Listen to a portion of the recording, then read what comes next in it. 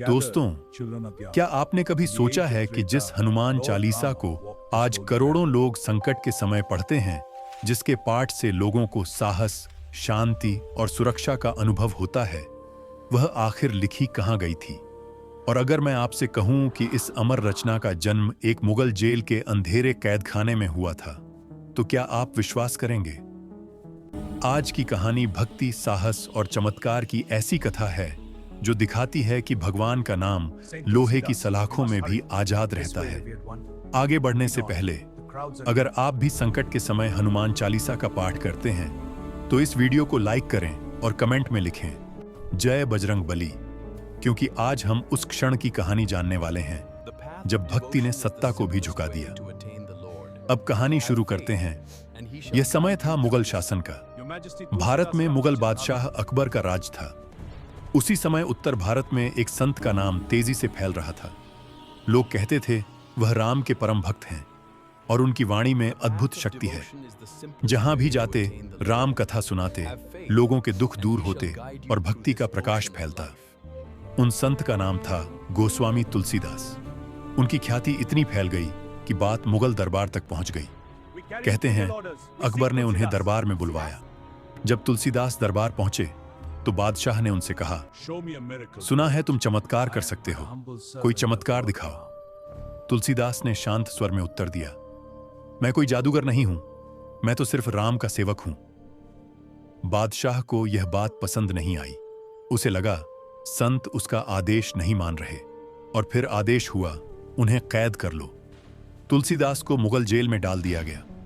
अंधेरा कमरा, लोहे की सलाखें और चारों ओर सन्नाटा।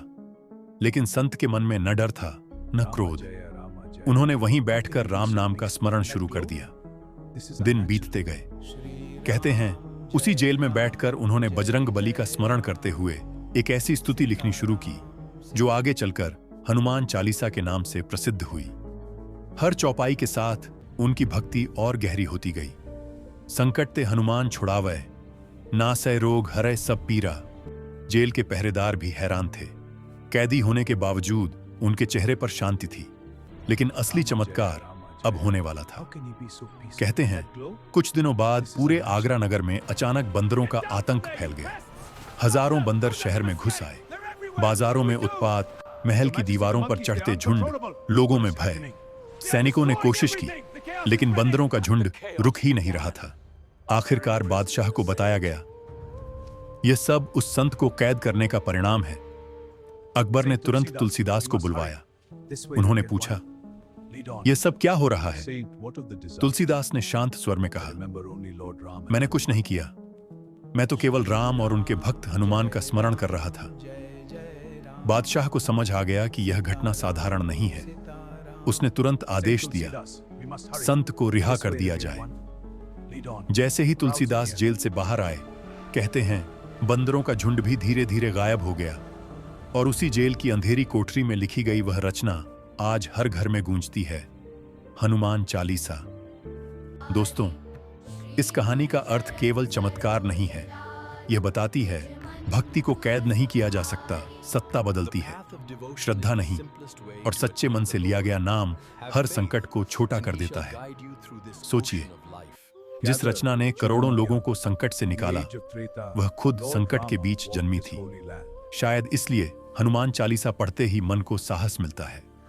अगर यह कहानी आपको छू गई हो तो वीडियो को लाइक करें और कमेंट में लिखें, जय बजरंग बली, और चैनल को सब्सक्राइब करना न भूलें, क्योंकि अगली कहानी में हम जानेंगे क्या सच में हनुमान जी आज भी धरती पर विचरण करते हैं।